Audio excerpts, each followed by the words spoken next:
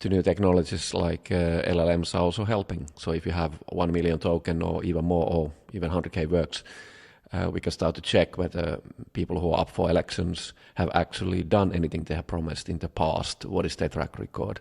And these become like instant things. So verify, don't trust becomes the norm. What do you do when everything is fake? There's millions or trillions of info pieces around the world coming real time in. Nothing you can trust. Humanly, it's not possible to go through them. How do you get your information? Well, you get a sentiment, you get a trend. It's not truth.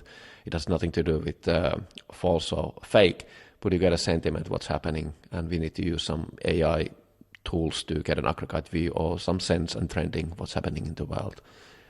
Interesting times. My hot take, news media will be dead, or it doesn't die like anything from the past. We can still find it as a relic, curious, peculiar, tiny, customized luxury market entertainment thing for those who just miss the good old days. But for the rest, we only need raw information sources, which will be then gathered, collected, aggregated, and served to us by AI and technical means. So no more journaling, no more reporting, no more these fakes or truths and whatnots, because times has changed. I think as academia is just too slow, and it doesn't work in this environment. Stuff is happening so fast that you actually have to be in the middle of it, and you have to execute, and you have to do things yourself. And I think this has always been the way. David Deutsch, Einstein, they were not exactly in the center of the academia when they were doing this stuff. The other thing is that deep knowledge, just specialized, really deep but narrow knowledge is also, the specialization is something which may get you in trouble in these days as well. So in a sense, the generalist may work better if you actually have the hands-on knowledge, so you can actually apply and use it to the new fields and do that. But that's where the shallowness comes in. If you're just superficially hopping from the wave of the next thing, and maybe you have a deep knowledge of something, but it's not applicable to the next one, or it's using different kind of knowledge base, then you're in trouble. And I see that quite a lot nowadays.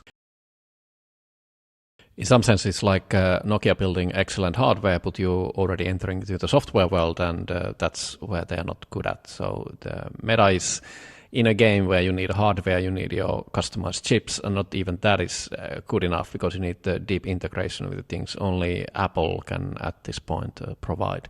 Even Google is struggling because they don't have the whole ecosystem and the value chain in a way Apple can integrate. Is this more like a UI paradox? So the data is in silos. Yeah, it's TikTok has already been taking over Google search, and but the data is in TikTok, it's in YouTube. That's just one example, or in Reddit. But is it more like that nobody goes to websites anymore because it's just more convenient to ask with your own voice, and there's some kind of a Siri answering, so it's voice interface, it's some kind of a chat interface.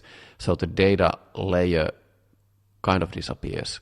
You just wish and it happens.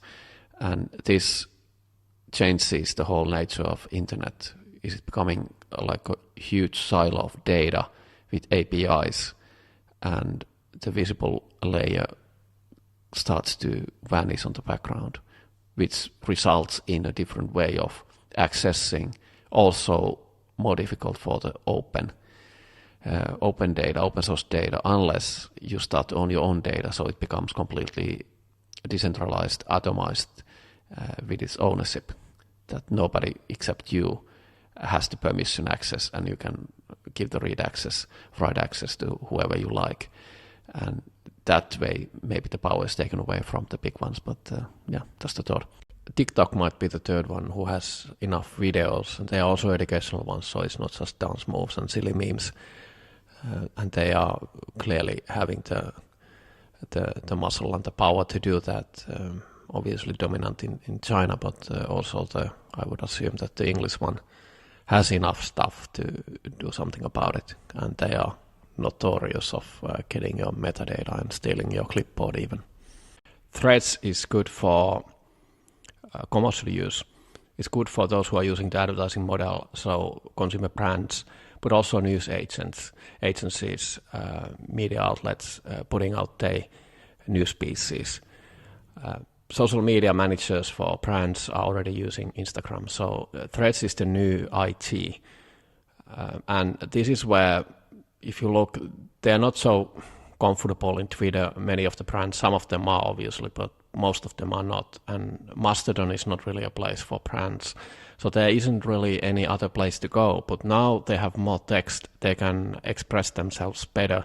So I would say that Meta becomes, Threads becomes the commercial space, the middle ground. It's also probably the new Facebook. If you went in the early days of Facebook to talk and chat, and it was a friendly, easy threshold place to express your ideas, this is now the opportunity for these people who don't like or don't know what Twitter is, or just are not there or are not good at that. But they want to do something more than just put up pretty pictures, which was not their thing. So this is the new Facebook for those people. So I think there's a place for these type of people, and it's probably quite a large amount of people.